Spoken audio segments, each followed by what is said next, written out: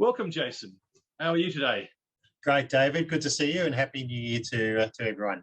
Yeah, great. And sounds like a sort of beginning of the year for both of us. Oh yeah, oh yeah. It's everyone. I think about a month or two ago, there was very few people anyone knew who'd actually had COVID, and now it's the reverse. So yeah, I we've know. had it very close to home, and I know you guys have as well. Yeah. I mean, certainly most people I talk to on the phone have got some relative or they've had it themselves.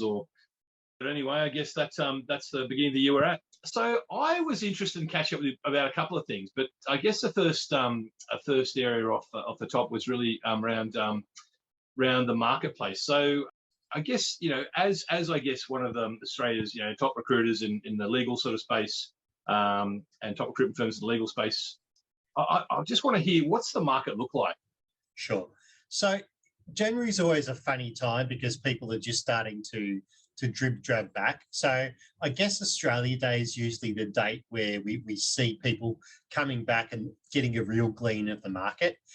This is day two for me, and we've already had the phones running hot. There is a huge demand for talent. Hmm. A lot of law firms are actively recruiting. The biggest area at the moment we've had is in litigation, particularly commercial litigation, but obviously there's a lot around transactions. We've also had calls from in-house roles, but the majority so far has been in private practice. So there's definitely a candidate short market with lots of jobs, and not many great candidates to fill them. So it's very much a bargaining position for lawyers who are looking to maybe move jobs this year. And I guess, I mean, what is what's the market look like from point of moving? I mean, are there many people sort of like looking a bit jiggly to want to sort of move out of what they're doing? Is this the time of the year when people kind of reconsider things? Yeah, they do. So just like people make New Year's resolutions, a lot of people have a bit of time over summer to think and to work out whether they want to go back to the job that they were in before Christmas. So generally we get a little bit of a spike around this time of the year, around Australia Day, and also June, July, just after people get pay reviews. If they're not happy, there tends to be a little bit of churn in the market. At the moment, there's just so much work going on and everyone is just so busy. So for a lot of last year, people just had head down, bum up. The other thing was with the spread of some of the new variants, particularly Delta and Omicron, lawyers can be a bit risk averse. So a lot of them didn't want to be last in, first out. So they've sort of not been keen to go onto the market. When they've been approached, they've maybe looked at it, but they haven't been rushing. So things like the job boards, like Seek in particular, have not had the volume of candidates that they used to.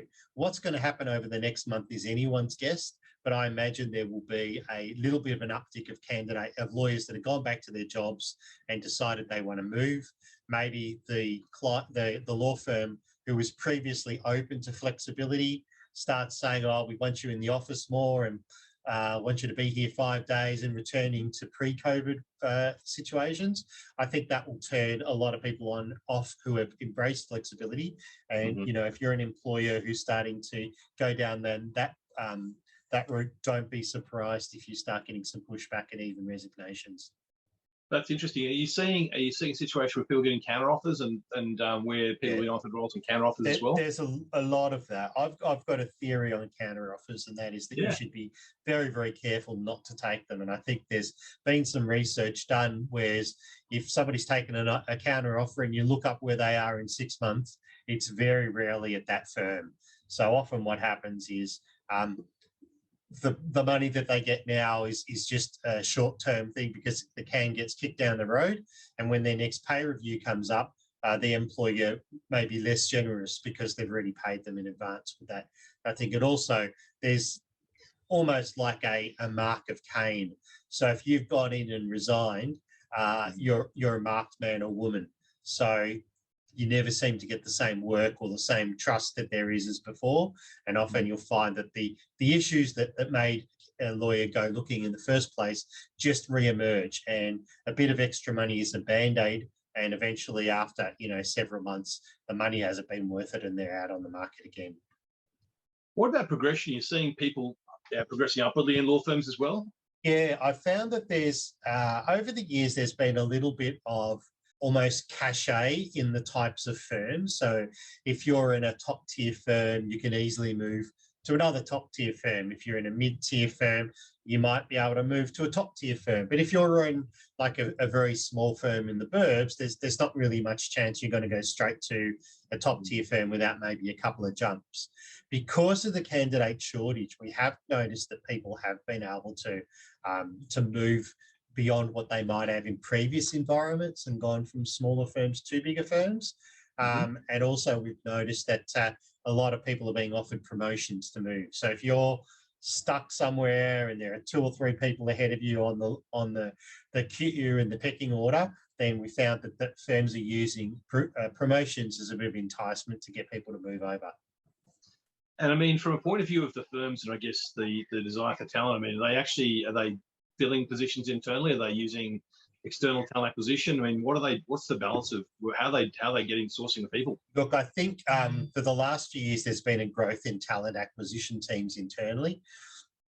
I think the rationale for that was, quite frankly, to save on recruitment fees. I think what's happening now is the market is so short that the TA people, despite their best efforts, they just don't have the time to do that. And often, if they're also involved in HR, they've got various other duties. So it becomes important that recruiters like you and I, who are only spending our time in the market, that's all we do day in and day out, is speak to people and have coffees and Zoom calls. Our value is there because we are able to tap into particularly the passive candidate pool. And now we're going the reverse. A lot of the time we've got exclusive candidates that we represent, and law firms know that. So rather than briefing a recruiter who might be a baby lawyer, a baby recruiter with a couple of years under his or her belt that's just moved here from the UK or Ireland and doesn't have deep contacts, they're coming to the old stayers like us who've got extensive connections and databases and know that we can be able to tap into people who we already know and are good for the job, because the job boards simply aren't producing. If you look at Seek last year, out of their top 20 hardest to fill roles, 10 of them were for lawyers, which is disproportionate because law is probably about 6% of the market, if that. And the other thing is Seek have even confessed themselves that they've had the lowest application rate but the highest number of jobs. So the days of the generalist job board, I think, are gone. I would tend to agree with that. I think people want they want relevance. They want to know what. I mean, it's actually community. It's really around the community. What's going on in the community, and how's it actually working? Yeah. What do you think? And we run a group on LinkedIn called the Australian Legal Community that you'd be familiar with, David. And that's been a great tool for people to be able to swap information.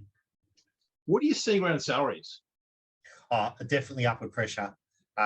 We sponsored the Altma survey for New South Wales, Victoria and Queensland in April last year, and it's outdated already. It's moved so quickly.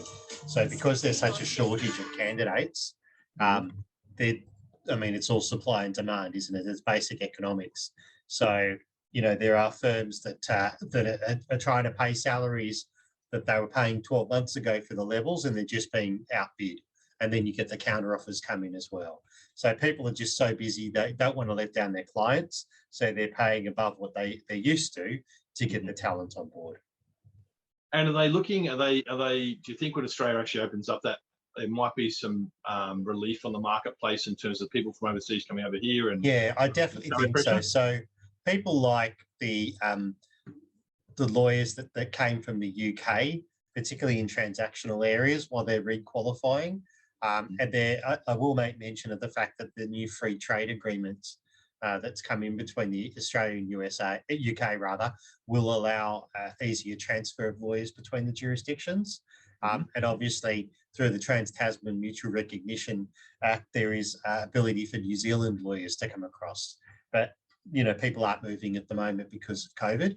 But once the borders open up properly, there will hopefully be some talent that comes through that will allow us. But at the same token, we may have a brain drain of lawyers from this end wanting to go to the UK or the US or elsewhere.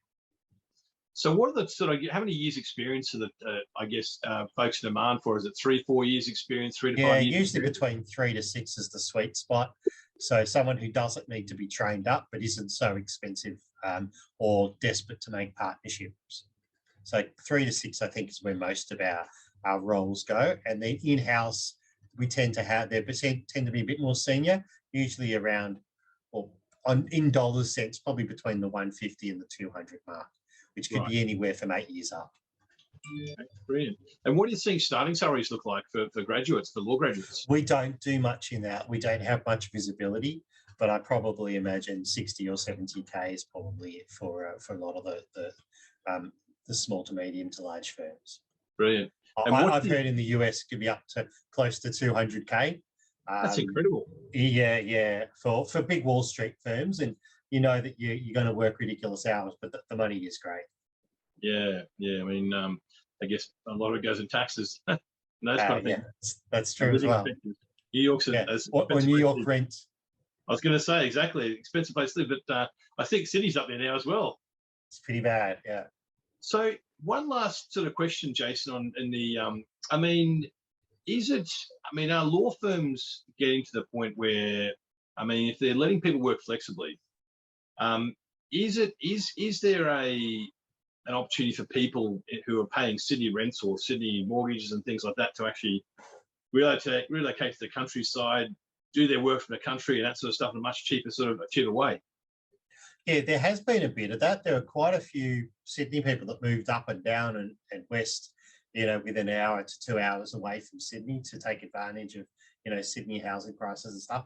There's been a trend lately where firms want them to come back. So if you're commuting from the Central Coast once a week, that's probably a bit more tolerable. But there's definitely, I don't think we can go back to the pre-COVID level. I think now that the genie's out of the bottle, lawyers are going to embrace the flexibility. And I think there probably was a generation of partners that was,